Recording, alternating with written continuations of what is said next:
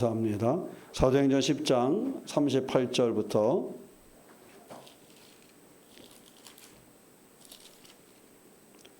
사도행전 10장 38절부터 43절까지 보시겠습니다. 10장 38절부터 43절까지 함께 응거하겠습니다. 하나님이 나사렛 예수에게 성령과 능력을 기름 붓듯 하셨음에 그가 두루 다니시며 선한 일을 행하시고 마귀에게 눌린 모든 사람을 고치셨으니 이는 하나님이 함께 하셨음이라. 우리는 유대인의 땅과 예루살렘에서 그가 행하신 모든 일의 증인이라. 그를 그들이 나무에 달아 죽였으나 하나님이 사흘 만에 다시 살리사 나타내시되 모든 백성에게 하신 것이 아니요 오직 미리 택하신 증인 곧 죽은 자 가운데서 부활하신 후 그를 모시고 음식을 먹은 우리에게 하신 것이라. 우리에게 명하사 백성에게 전도하되 하나님이 살아있는 자와 죽은 자의 재판장으로 정하신 자가 곧 이 사람인 것을 증언하게 하셨고 그에 대하여 모든 선지자도 증언하되 그를 믿는 사람들이 다 그의 이름을 힘입어 죄사함을 받는다 하였느니라. 아멘. 베드로가 고넬료의 집에서 설교하던 모습을 우리 가운데 보여주고 있는 말씀입니다. 오늘 우리가 38절에 보면 하나님이 나사렛 예수에게 무엇과 성령과 능력을 기름 붓듯 하셨다. 그래서 예수께서 하나님의 아들로서의 사역을 시작하심에 그가 첫 사역이 뭐였어요? 성령을 받는 거였죠. 그래서 그가 가서 세례를 받을 때에 그에게 성령이 임재하시는 것을 경험하게 되고 그 이후에 예수께서 공생의 삶을 사셨던 것을 우리가 알 수 있습니다. 하나님이 나사렛 예수에게 성령과 능력을 기름 붓듯 하셨다. 그래서 그 삶에 있어서 하나님 앞에 쓰임 받는 삶이 되게 한 것, 그것이 바로 예수께서도 성령을 받는 그러한 삶을 통해서 이루어졌다. 그리스도인들이 늘 얘기를 할 때 세례를 얘기하잖아요. 그래서 우리가 육체적으로 눈에 보이는 물 세례와 또 하나는 무슨 세례가 있어요?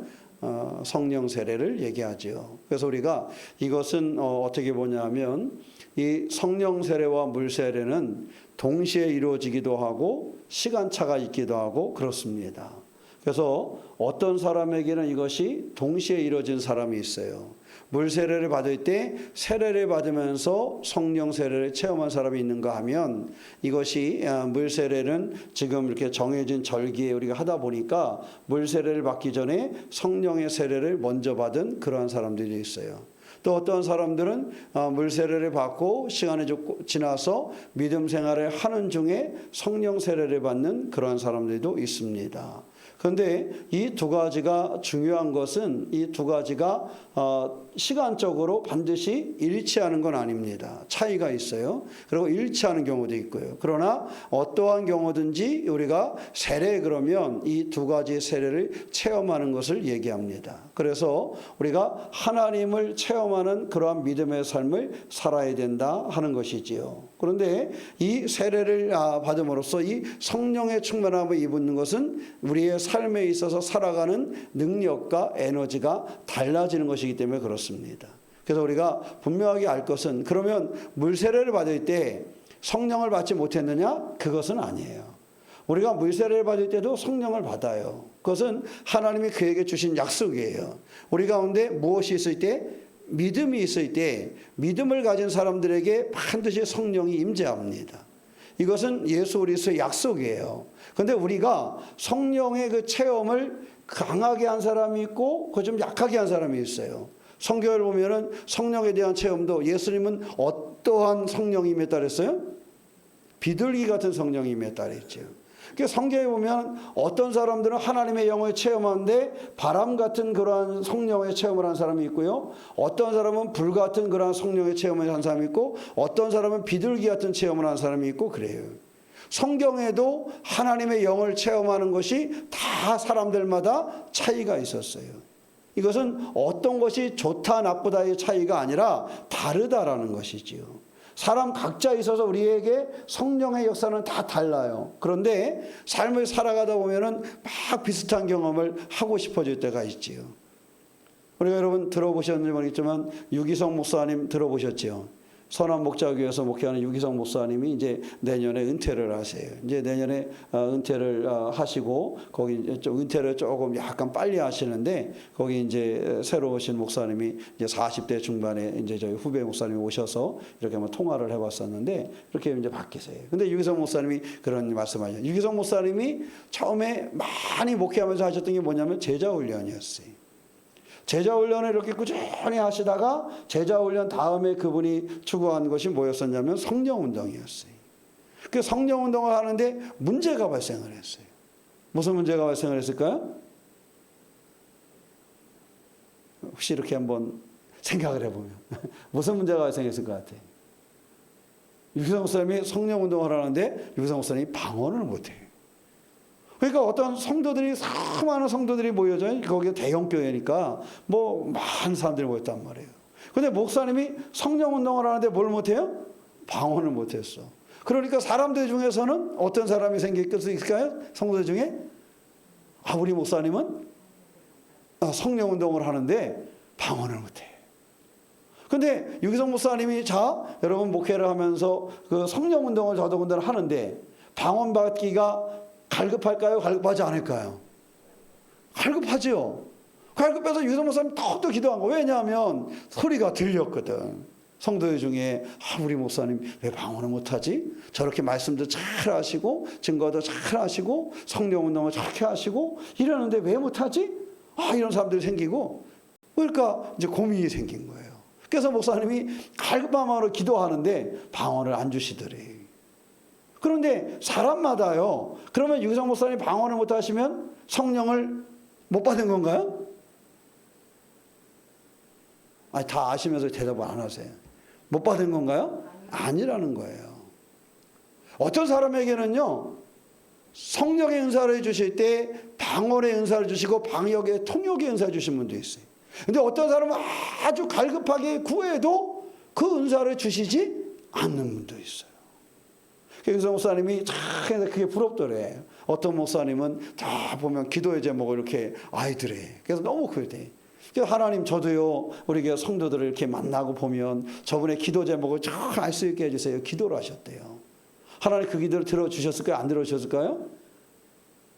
들어줬으면 제가 소개를 안 하지. 안 들어주셨대. 그러니까 유기성 목사님 뭐라 그러냐면 이렇게 말씀하셨어요. 제가 우리 교회 설교 때 얘기했는데 이렇게 얘기했대요.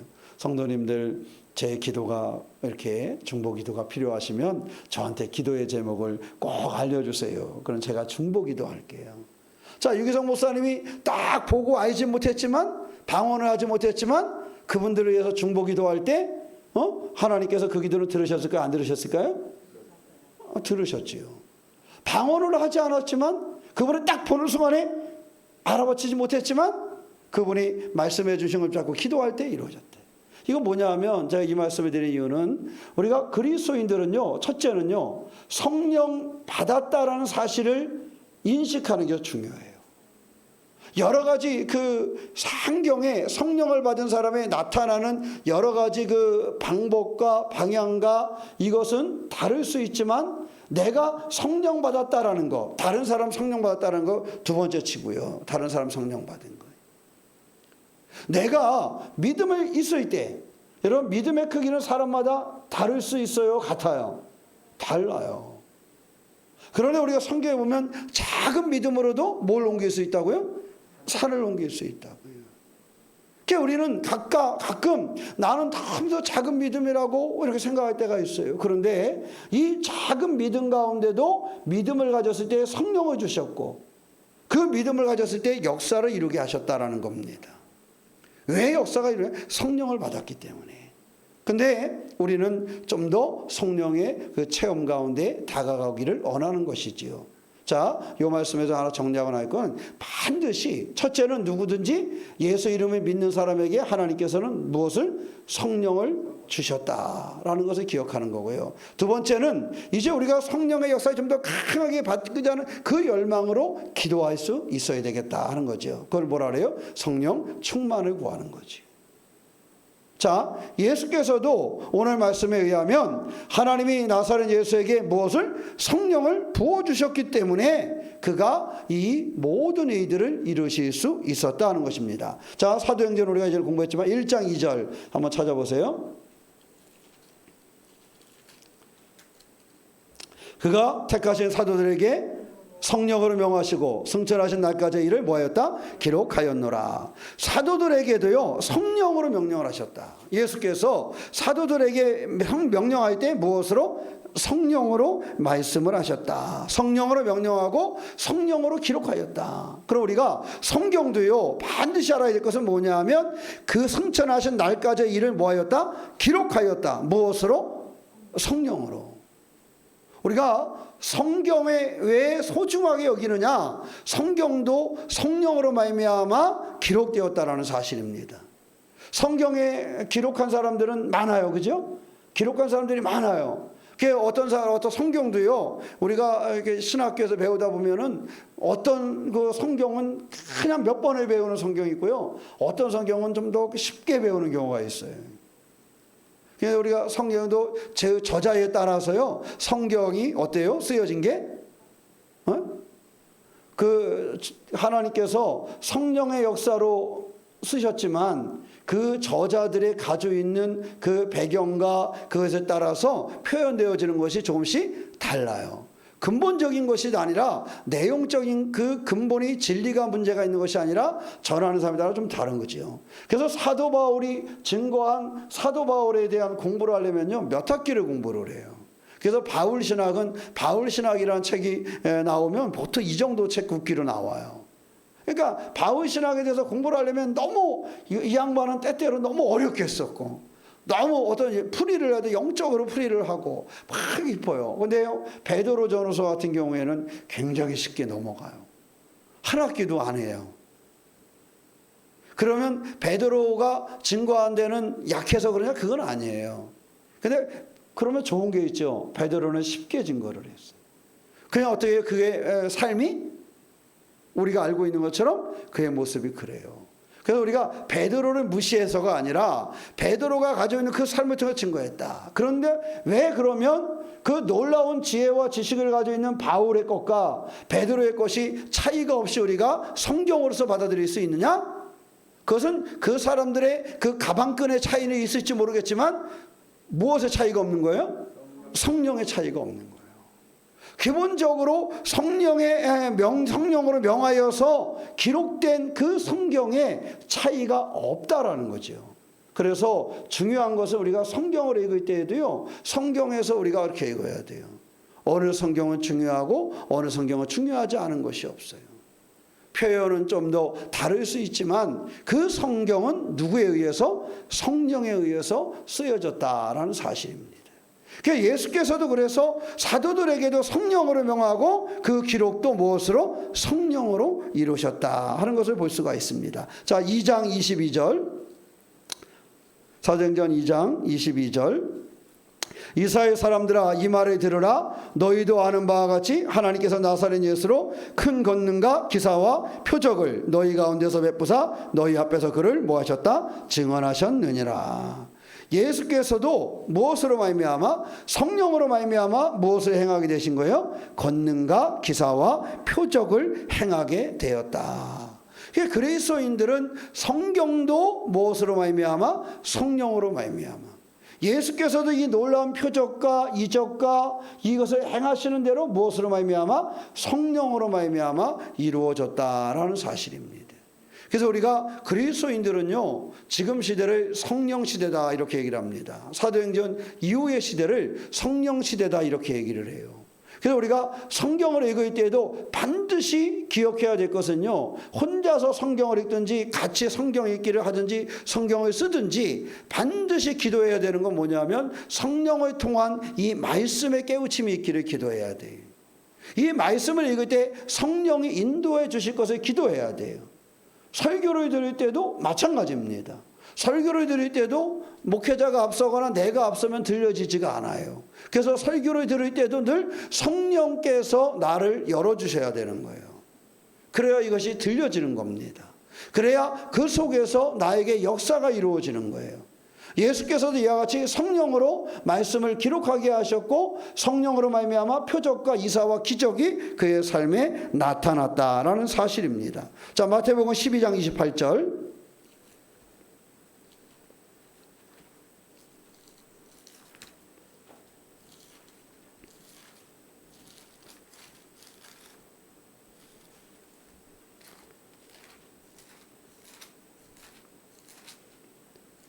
12장 28절. 그러나 내가 하나님의 성령을 힘입어 무엇을? 귀신을 쫓아내는 것이며 하나님의 나라가 이미 너희에게 임하였느니라. 그래서 귀신을 내어 쫓을 때에도 예수께서는 무엇으로 말미암아? 성령으로 말미암아. 그러니까 예수께서는요 성령의 힘을 의지하지 않은 때가 없었어요. 그래서 지금 그리스도인들이 삶을 살아갈 때 능력 있는 믿음 생활을 하기 원한다면 늘 무엇을 구하는 거예요? 성령의 충만함을 구하는 거예요. 우리가 성령의 충만을 구하지 않고 살아갈 때 문제가 생기는 거예요. 그 또 하나 아까 말씀드린 것처럼 서론이 좀 길었던 이유가 뭐냐면 성령을 구하는데 이미 하나님이 우리 가운데 성령을 부어주셨음을 알아야 된다라는 거예요. 믿음을 가진 사람들에게 이미 성령을 주셨다라는 거예요. 그러니까 내 안에 성령을 부어주셨다라는 거예요. 내 안에 부어주신 그 성령의 역사가 일어나도록 기도하며 달려나가는 그 신앙이 우리 가운데 필요하다라는 거지. 피아노는요, 저 피아노 속에 이미 음이 다 들어가 있어요. 그죠? 저 피아노 속에 음이 다 들어가 있어요. 우리는 알지 못해도 저같이 음악을 잘 모르는 사람은 잘 알지는 못하지만 하나는 알아요. 저 속에 모든 음이 우리가 할 수 있는 그 찬양과 노래의 음이 저 안에 다 뭐 한다는 거예요? 들어있다라는 거예요. 근데 어떤 사람은 저 피아노를 두들김으로써 그 음을 다 끄집어내. 그죠? 근데 저 같은 사람은 도레미파 솔라시도 외에 끄집어내지를 못해. 그 차이입니다. 저 안에 들어있어요. 저 안에 음이 다 들어가 있어요. 어떤 사람은 똑같은 음을 가지고도 길고 짧고 크고 작게 아주 마치 뭐 요소를 부리듯이 그렇게 피아노를 치는 사람도 있잖아요. 그죠? 그런 사람들 보면 대단해. 저는 뭐 조그만 피아노 치는 사람만 봐도 굉장히 부러운데 악기를 제가 다룰 줄 아는 게 짝짝이밖에 없거든요. 그러니까 악기 다루는 사람들을 굉장히 보면은 막 부러워요. 그러니까 찬송하다 보면 악기 다루는 사람이 있으면 막 힘이 나고. 근데요 악기도 다루는 거 보면 저 안에 정말 모든 음이 다 들어있잖아요. 다 끄집어내요. 여러분, 근데요 화가들이 그림을 그리는데도 그렇더라고요. 저는 화가가 그림을 그리는 화가는 그 크레파스로 그림을 그린다면 크레파스가 한 40가지 색깔은 가지고 있는 줄 알았어요. 근데 참 신기해요. 화가들도 저하고 똑같이 10개밖에 안 들어있는 크레파스를 가지고도 수십 가지 색깔을 만들어내더라고요. 여러분 그런 그림 보셨어요? 그렇잖아요. 그죠? 똑같이 물감인데 나나 그 사람이나 똑같이 12가지 색깔을 가지고 있어도 그려놓은 거 보면은 나는 12가지 색깔도 못 냈는데 그 사람은 몇 가지 색깔을 내고 있어요? 그죠? 여러분 그런 경험 안 해보셨어요? 그 얘기는 뭐냐 하면 그 화가에게는요 그 우리가 눈으로 볼 때는 12가지 색깔이지만 그 색깔 속에 이미 수십 가지 색깔을 다 넣어놓은 거예요. 그러니까 이거를 자기가 뭐 할 줄 아는 거예요. 우리가 하나만 더 예를 들면 요리도 그러죠. 요리를 잘하는 사람은요 별거 아닌 것 같은데 요리 잘하는 사람은 그 양념 몇 개 되지도 않는데 고기 가지고 그렇게 맛있는 양념을 내. 아니 어떻게 저 가지고 양념을 내지? 저도 양념을 잘 내는 비법을 하나 알고 있는데 그건 라면 스프 넣는 거예요.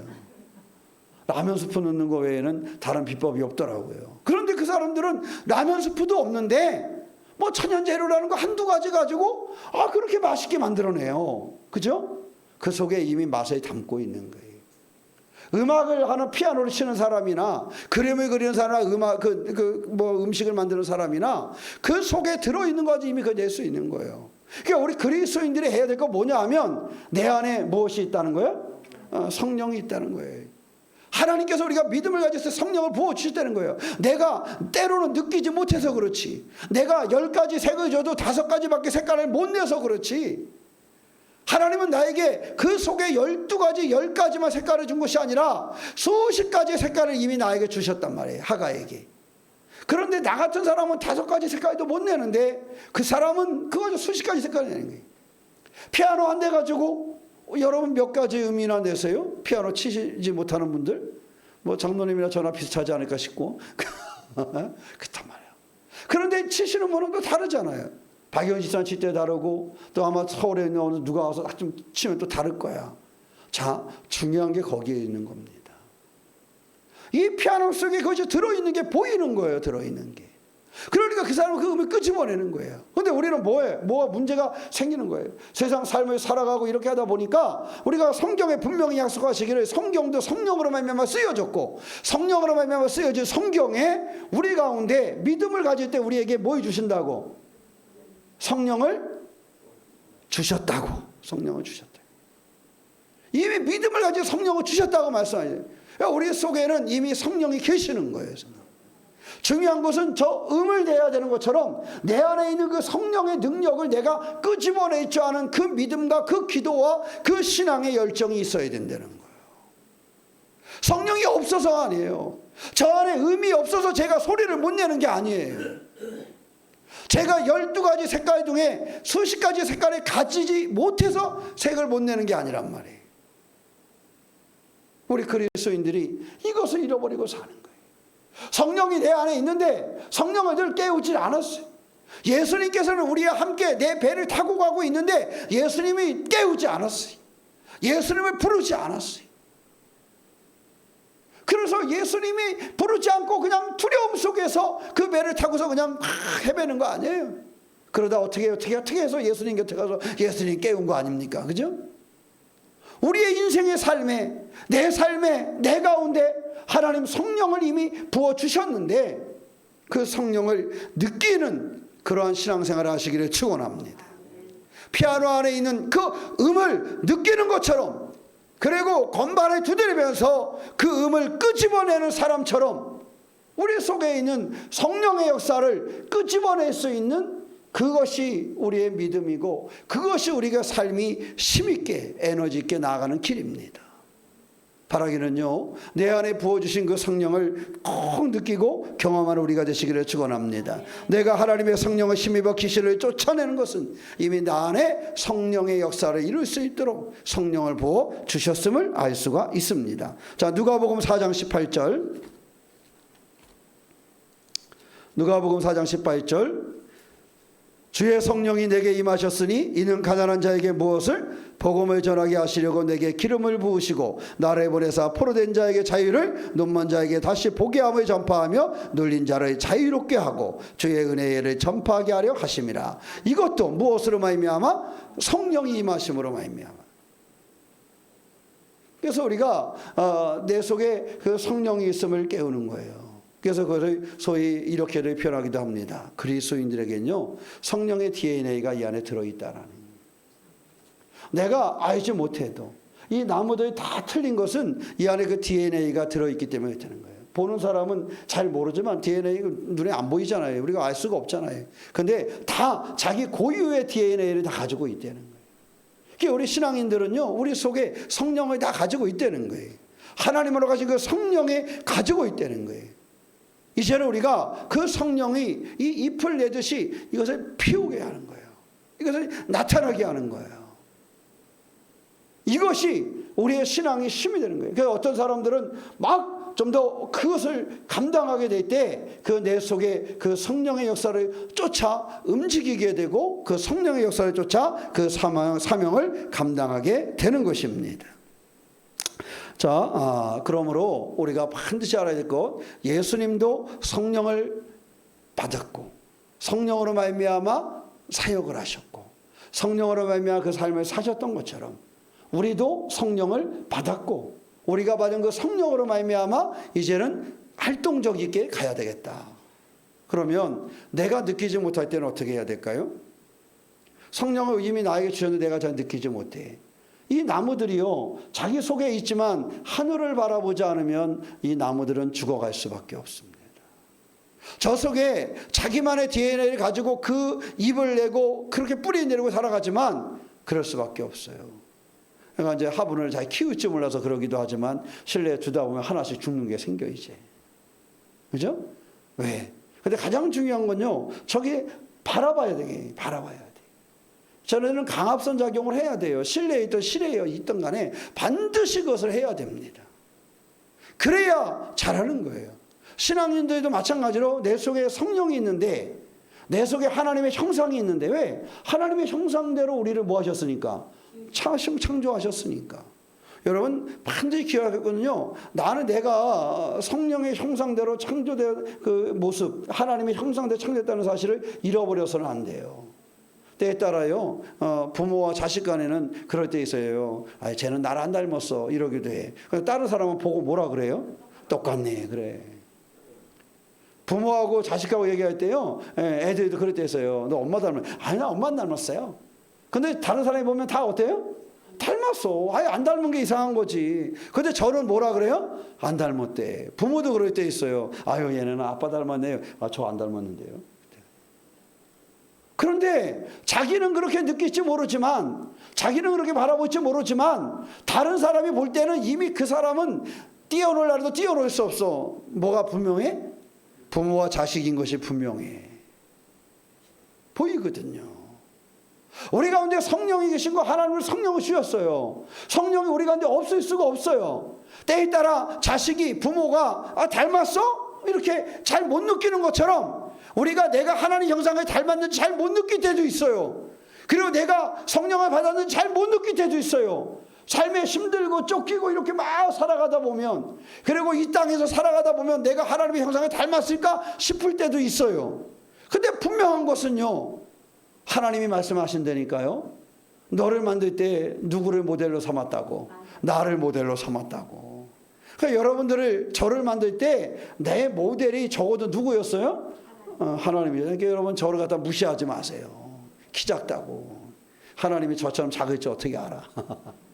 네? 여러분 아무리 키가 작든지 크든지, 어떻게 머리통이 크든지 작든지, 우리는 누구의 형상을 입었어요? 하나님. 이제 하나님의 형상이 뭔지는 이제 우리가 공부해야 되지만, 중요한 것은 내가 하나님을 닮도록 처음부터 그렇게 지음 받았다라는 사실입니다. 그러니까 아유, 애가 나는 엄마 안 닮았나 봐, 주사 왔나? 이래도 하는 수 없어. 그렇게 느껴도 엄마 아빠 닮은 걸. 우리가 못 느껴도 나는 분명히 누구를 닮았어? 하나님을 닮았어. 여러분들은 하나님을 닮았다는 사실을 기억하시기 바랍니다. 왜? 만들기 자체를 하나님의 그 형상대로 만들었는데 안 닮았으면 이상한 거지.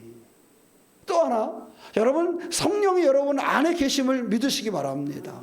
아니, 하나님이 넣어주셨는데, 하나님 넣어주셨는데, 우리 속에 그 자식은 부모의 DNA 쫓아가게 넣어줬는데, 내가 없다고 부인한들, 나는 우리 아버지 핏줄이 아니야라고 우긴들, 내가 아버지 닮기 싫어서 우겨도 피해갈 수 있어요?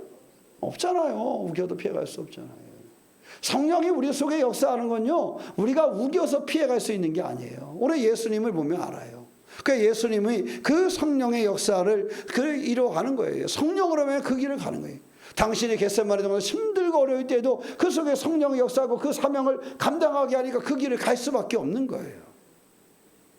그래서 우리 주님의 능력에 따라 우리가 성령의 사람이라는 것, 하나님의 형상을 닮은 사람이라는 것은 어떠한 순간에도 잊지 않는 그런 믿음의 주인공이 되시기를 축원합니다. 예수께서 그러셨어요. 성령과 능력을 기름부터 타셨다. 자, 마태복음 3장 16절 다시 한번 찾아보세요. 앞으로 가서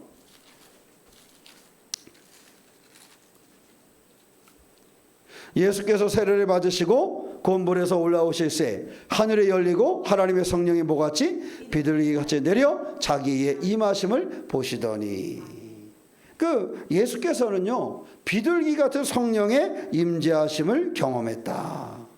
자, 이러한 모습이 요한복음에도 나오는데, 예수께서는 성령의 내리심을 경험했다. 그런데 우리가 아까 읽은 그 사도행전은 성령과 능력을 뭐부터 타였다? 기름부터 타였다. 특별히 이스라엘 사람들에게서 기름을 붓는다라는 것은 그 사람을 들어 사용하실 때 기름을 부었잖아요. 그래서 이스라엘 사람들 그 제사장을 세우거나 선지자를 세우거나 왕을 세우거나 그러면 반드시 기름 부어서 세웠단 말이죠.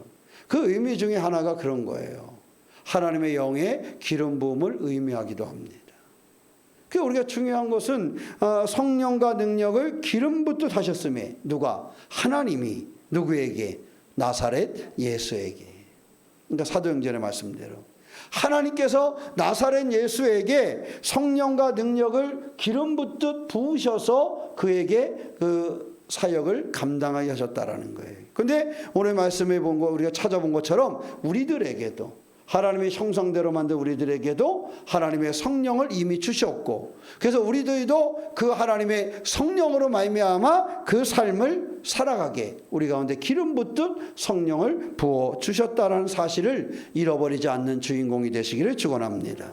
성령과 능력을 기름 붓듯 하셨음에 그가 두루 다니시면서 뭐를 하셨어요? 선한 일을 행하시고, 예수께서 하나님께서 그에게 성령을 보여주셨기 때문에 그의 두루 다니시면서 선한 일을 행하시고 마귀에게 눌린 모든 사람을 고치셨으니. 성경에 보면 이제 예수께서 그래서 고치잖아요. 여러분 성경을 읽을 때도 이렇게 읽는 그 재미가 있는 것 같아요. 저는 이제 마태복음 읽을 때 그러한 방식으로 읽거든요. 한 번은 이제 마태복음 쭉 읽을 때 예수님이 만난 사람들 이름만 써요. 그래서 예수님을 만난 사람들이 누가 있을까? 그 이야기만 중심으로 이렇게 쭉 읽으면서 써요. 한번 또 읽을 때는 이번에는 예수님께서 말씀하신 비유로 말씀하신 건 뭐가 있을까? 그러니까 비유로 말씀하신 것만 또 이렇게 쭉 적어봐요. 그렇게 그런 식으로 그때 주제를 잡아가지고 이렇게 복음서를 읽어보면 그 마태복음, 마가복음, 누가복음, 요한복음의 이 전체적인 속에서 예수께서 하셨던 모습들이 보여요.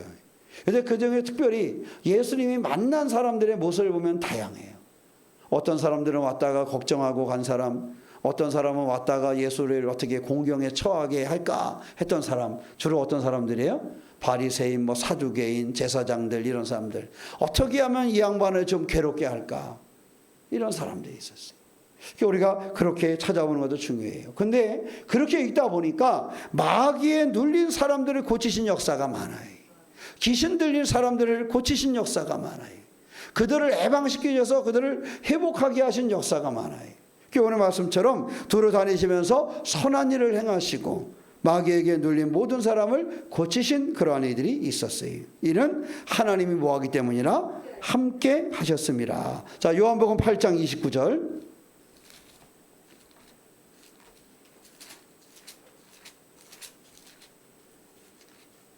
요한복음 8장 29절. 나를 보내신 이가 나와 함께 하시도다. 나는 항상 그가 기뻐하시는 일을 행함으로 나를 혼자 두지 아니하셨느니라. 자, 여러분 보세요. 예수님께서 느끼셨어. 나를 보내신 이가 나와 뭐 했다고요? 함께 하셨어요. 함께 하셨어요. 그리고 또 뭐 느꼈어요? 나를 혼자 두지 아니하셨다는 거예요. 나하고 함께 하시는데, 여러분 우리는 신앙생활하다 종종 하나님이 나하고 같이 안 계신 것 같은 기분을 느끼실 때가 있나요? 종종 너무 힘들고 어려울 때 사람은 그럴 때가 있어요. 그죠? 너무 힘들고 어렵고 그러니까 하나님 나를 떠나셨나? 그래서 여러분 옛날 데모할 때 부르던 노래 중에 그런 노래가 있다 그랬잖아요. 하나님 당신은 죽어버렸나? 이런 노래가 있어요. 그게 어떨 때 그 데모할 때 부르냐면 아주 힘들고 어려운 옛날에 어떤 꽃동네에 있는 사람이 죽었을 때, 이 고통을 당하고 죽었을 때 그 사람의 그 어려움을 생각하면서 부르는 노래예요. 하나님 당신은 죽어버리셨습니까? 당신은 쓰레기 더미에 묻히셨습니까? 그 노래가 그래요. 그 얘기는 하나님이 그랬다라는 것이 아니라 그 사람들이 느낌이 그 아주 처절한 그때 서울에 옛날에 그 달동네 전두환 씨가 불질러 가지고 쫙 태워버린 적이 있었거든요. 그 사람 철거를 못하게 이 사람들이 안 나가고 있으니까 불을 질러서 태워버렸어요. 불을 누가 냈는지 밝혀지진 않았지만 거기서 한 게 분명하다라는 증거가 몇 가지 있어요. 불을 냈는데 소방차가 안 와. 그리고 소방차가 나중에 왔거든요. 10분인가 15분 후에 소방차가 왔는데 물이 없어. 그게 아주 유명한 사건입니다. 소방차가 원래는 제때 오면은 몇 분 안에 오게 돼 있는데 소방차가 오는데 15분 정도 걸렸대요. 여기까지 오는데. 근데 길이 복잡한 동네가 아니야. 거기 안에 들어가기가 복잡하지. 거기까지 오는 거는 얼마? 근데 거기까지 15분이 걸렸대. 15분이 걸려서 왔는데 그럼 불을 꺼야 되잖아요. 왔던 차들이 물이 없대. 여러분 상상해 가세요? 아무리 그때 그 시절이지만 그 소방차 안에 물이 없다라는 게 말이 되겠어요? 그럼 다시 뭐 하러 가야 돼요? 문시르로 갔다 왔네. 문시르로 갔다 왔더니 마을이 어떻게 됐어요? 그냥 철거했잖아요. 다 타버렸어요. 그 중에 뭐 사람들 뭐 다치고 뭐하고 그래서 그냥 어느 그 학교로 이렇게 다 데려가고 뭐 불 다 탔으니까 야, 그 전날까지는 막 싸웠는데 싸울 것도 없어. 그냥 밀어내버리고 그 사람들 강제 이주시키고 막 그랬잖아요. 우리나라도 한때 그럴 때가 있었어요. 자, 그 얘기가 중심을 이루려고 한 건 아닌데 중요한 건 그걸 보니까 그렇게 죽어가는 사람들 보니까 하나님 당신은 죽으셨습니까?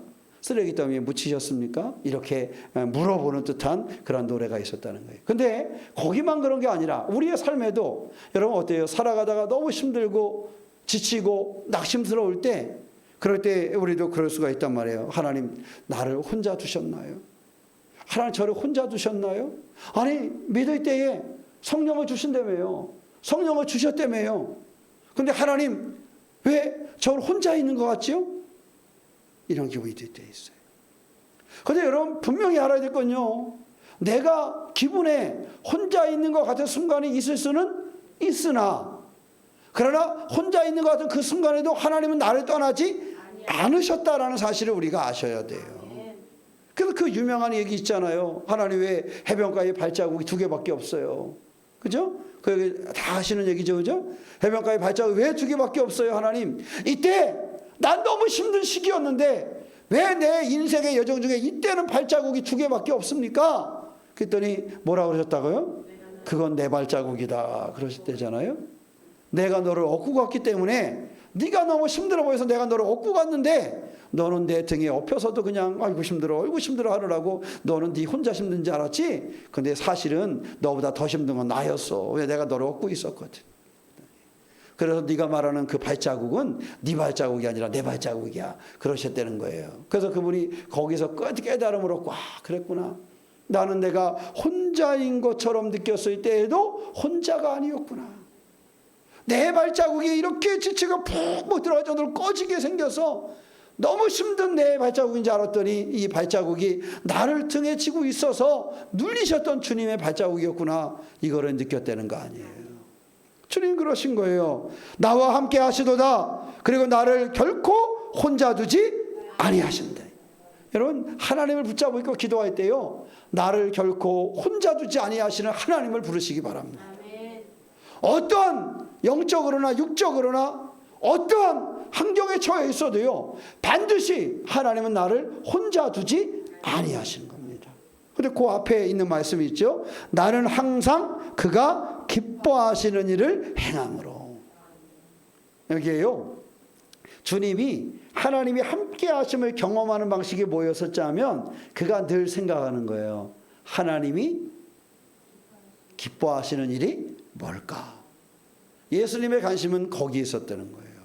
하나님이 기뻐하시는 일이 뭘까? 하나님이 기뻐하시는 일이 뭘까? 그리고 하나님이 기뻐하시는 일에 그의 삶을 드렸다라는 거예요. 잘해서 또는 뛰어나서가 아니라 우리들도요 기억을 해야 돼요. 내가 잘해서 내가 뛰어나서가 아니라 내가 하나님의 뭐하는 일? 기뻐하시는 일을 행할 때 우리는 창조되어지기도 하나님께 영광 돌려 창조되어져요. 하나님이 기뻐하시는 일을 감당할 때 나를 뭐한다? 혼자 두지 아니하신다. 그러니까 이 말씀을 우리의 삶에 적용을 한다라면 내가 혼자 있는 것이 아니라 주님이 나와 함께 하심을 내가 느끼게 원한다면 자꾸 내 삶으로 생각을 해보세요. 내가 하나님을 기쁘시게 하는 일이 뭘까? 이 밤에 내가 하나님을 기쁘시게 하는 일이 뭘까? 내일은 내가 하나님을 기쁘시게 하는 일이 뭘까? 내가 하나님을 기쁘게 하시는 일을 하면 내가 하나님 앞에 기억된 바가 되고 하나님 나를 결코 뭐 하신다?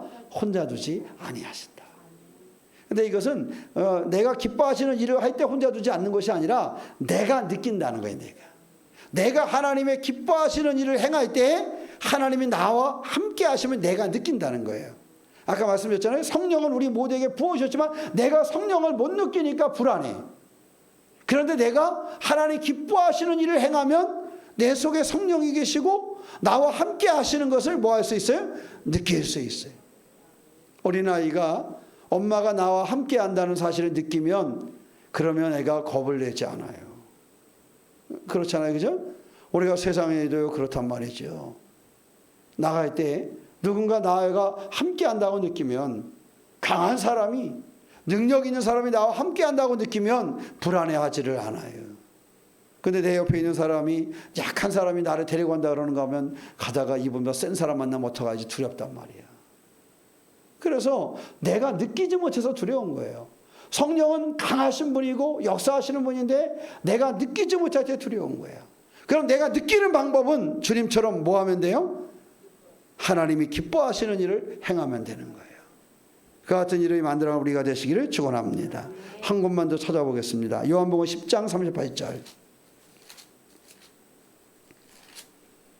요한복음 10장 38절. 내가 행하거든 나를 믿지 아니할지라도 그 일은 뭐하라? 믿으라. 그러면 너희가 아버지께서 내 안에 계시고 내가 아버지 안에 있음을 깨달아 알리라. 내가 행하거든 나를 믿지 아니할지라도 그 일은 믿으라. 그 일은 믿으라. 그 일을 행하시는 분이 누구시니까? 37절에 올라가면 만일 내가 내 아버지의 일을 행하지 아니하거든 나를 믿지 말려니와. 아버지의 일을 행하지 않으면 나를 믿지 말려니와. 주님은 아버지가 원하시는 일을 하고 있다는 거예요. 그러니까 우리가 반드시 기억해야 하거든요. 우리가 이와 같이 아버지께서 내 안에 계심을 주님은 느꼈어요. 그러니까 예수님께서 힘들고 어려운 시기가 있었어요, 없었어요? 있었어요. 얼마나 힘들면 그분이 그런 기도를 해요. 이 잔을 좀, 그렇게 기도하시잖아요. 그리고 여러분 그 말씀드린 것처럼 겟세마네에서 예수님 기도하는 그 모습이, 성화가 이렇게 기도하고 있잖아요. 근데 원래 성경대로 하면은 그렇게 기도 안 하신대요. 쭉 처져가지고 있대요. 거기가 뭐 하는 곳이냐면 기름 찌꺼기가 나오는 거예요. 기름 찌꺼기는요, 정말 몇 번씩 짜내가지고 그 안에 있는 거 다 짜내고 그런 찌꺼기들이 있는 곳이에요. 마치 예수님이 그날 밤 기도할 때 예수님 모습을요, 그 기름 찌꺼기에 비유해요. 모든 자신의 것을 불태워서 하나님 앞에 드려야 되는 그 마지막, 그래서 자신 속에 쓸모있는 것을 다 끄집어내서 기름을 짜고 정말로 버려진 그 찌꺼기처럼 예수님이 자신의 모든 것을 쏟아내는 기도를 했다. 그래서 그 겟세마네 기도를 다시 그린 사람은요, 예수님이 그 돌무더기를 다 힘이 쫙, 이제는 이 몸에 더 이상 일어날 힘도 없을 정도의 그런 기도를 하셨다, 이렇게 표현을 합니다. 오늘 말씀을 마무리하겠습니다. 39절은 다음 주에 하시고요. 성령의 사람으로 우리를 기름 부으셨다는 사실을 기억하시기를 축원합니다. 하나님께서 예수님 앞에 기름을 부으셔서 성령과 능력으로 그와 함께 하시고 살리셨던 것처럼, 지금 하나님께서는 우리 가운데 성령을 부으셔서 우리 가운데 성령을 기름 붓듯 하셔서 하나님의 일을 맡기셨다는 사실입니다. 그러므로 우리가 하나님의 기뻐하시는 일을 통해서 내 안에 하나님이 계심을, 내 안에 성령이 계심을 확신하면서 삶의 여러 가지를 이겨내고 승리하는 성령의 사람의 삶이 되시기를 주님의 이름으로 축원합니다. 기도하겠습니다. 사랑의 하나님, 우리를 도우시고 인도하시는 주님으로 의지합니다. 믿음으로 승리하는 우리의 삶이 되도록 우리를 도우시고 주의 은혜 가운데 지내게 하여 주시옵소서. 우리가 성령의 사람됨을 잊지 않게 하여 주시옵소서.